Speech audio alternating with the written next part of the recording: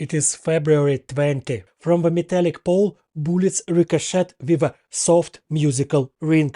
You manage to hear a ding on a high note and the quiet whistle of a bullet rapidly losing speed after hitting the steel. This sound is deceptively pleasant, almost calming. It was from this sound exactly 10 years ago that the war began. I remember this day very well. February 20, 2014. For several months, a huge tent camp had been set up in the center of Kyiv. Unafraid of the winter colds and other inconveniences, thousands of people stood guard there, demanding the resignation of the thieving pro-Russian president Viktor Yanukovych. The riot police he sent kidnapped and killed the most active protesters since the first weeks of the revolution, set ambushes and raids on the revolutionaries for weeks. But it was on February 20 that the authorities decided on an armed assault on the camp. Snipers settled on the rooftops, riflemen and riot police with shotguns occupied the streets around the square with the protesters. The police force advanced, broke several barricades, burned tents. But then something incredible happened. Tired, freezing people with sticks and stones drove the regime's dogs away. They retreated, hiding behind the backs of the conscript soldiers whom they used as a living shield, and shot an unarmed people.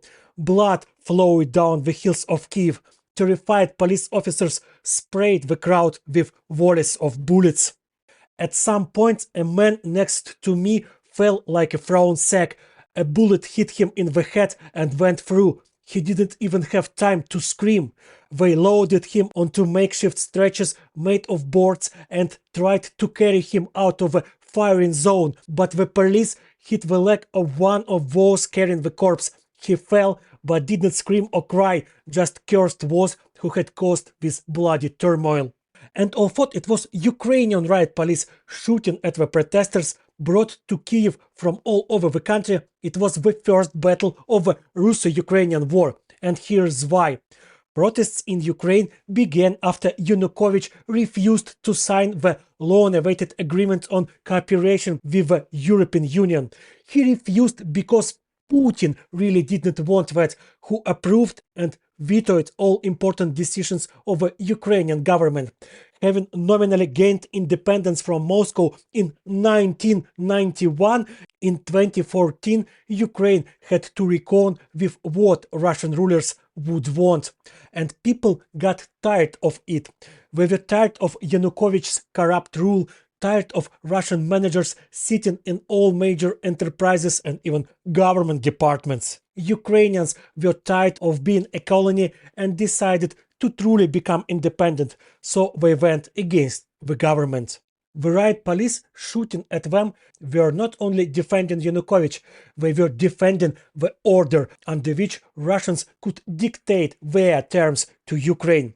And when this order fell, along with Yanukovych fleeing to Russia with trucks of gold, the Russians started an open war. They entered Crimea, then the Donbass, and in 2022 decided to finish off Ukraine once and for all. But Ukraine stood then when people had nothing but faith in themselves and pieces of broken cobblestones. It will stand now when instead of cobblestones Ukrainians have guns in their hands.